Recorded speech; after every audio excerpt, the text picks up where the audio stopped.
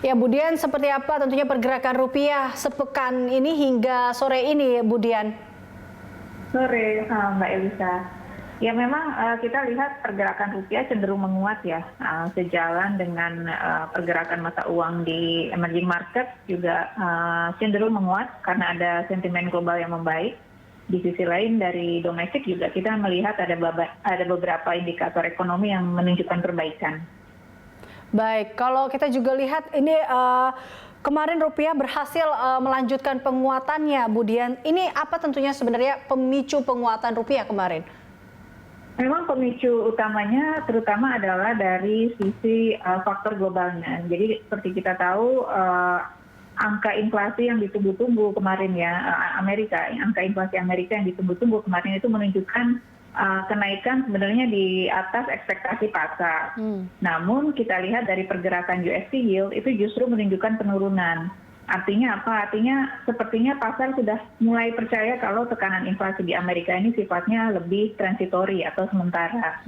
Karena memang ada faktor base year, karena tahun 2020 kita lihat tekanan inflasi sangat rendah. Jadi ada base year, di mana tahun ini jadi kelihatan tinggi gitu. Tapi tahun depan kemungkinan akan kembali melandai, karena sekali lagi ada faktor base year dari tahun ini. Nah, sepertinya market itu sudah mulai agak comfortable gitu ya, melihat bahwa memang pemulihan ekonomi di Amerika masih berlangsung dan support dari kebijakan dari Fed juga masih akan berlanjut, sehingga sentimennya cenderung membaik ke mata uang regional ya.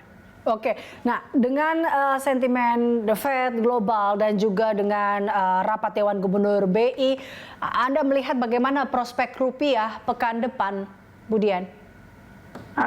Masih ada kemungkinan untuk melanjutkan penguatan, walaupun tentunya kita harus menanti rapat FOMC ya yang akan berlangsung 15-16 Juni minggu depan. Nah itu akan sangat diperhatikan, terutama statement Fed ya, arah kebijakan mereka ke depan bagaimana, dan kemungkinan proses normalisasi atau yang namanya tapering itu kira-kira akan berlangsung kapan. Nah itu akan jadi perhatian. Tapi so far dengan recent development seperti USD yield-nya arahnya menurun, kemudian ECB juga masih melanjutkan quantitative easing-nya, itu ada kemungkinan rupiah masih bisa melanjutkan masa regional lainnya.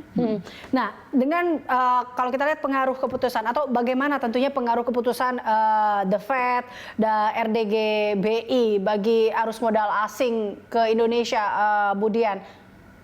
Ya, memang kita akan lihat ya minggu depan pengumuman dari INA atau state dikeluarkan itu relatif akomodatif ya, masih suportif pada pemulihan ekonomi, harusnya dampaknya positif baik ke rupiah maupun ke obligasi.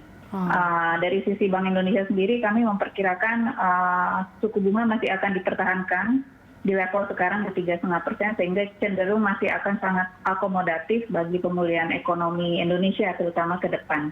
Baik, Budian, kalau kita lihat dengan harga komoditas saat ini, berapa sih kira-kira posisi rupiah yang ideal untuk mendukung neraca transaksi berjalan Indonesia, dan pastinya sentimen apa nih yang akan berpengaruh? Iya, memang kita lihat sekarang ini harga komoditas menunjukkan penguatan ya, dan itu positif buat ekspor.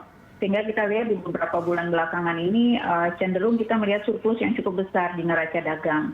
Sehingga ini akan positif buat neraca transaksi berjalan. Rupiah saya pikir current level ini masih sangat support ya buat ekspor. Karena kalau kita lihat komparasinya, misalnya kita lihat dari indeks real effective exchange rate dibandingkan dengan negara-negara lain, kita masih cukup kompetitif.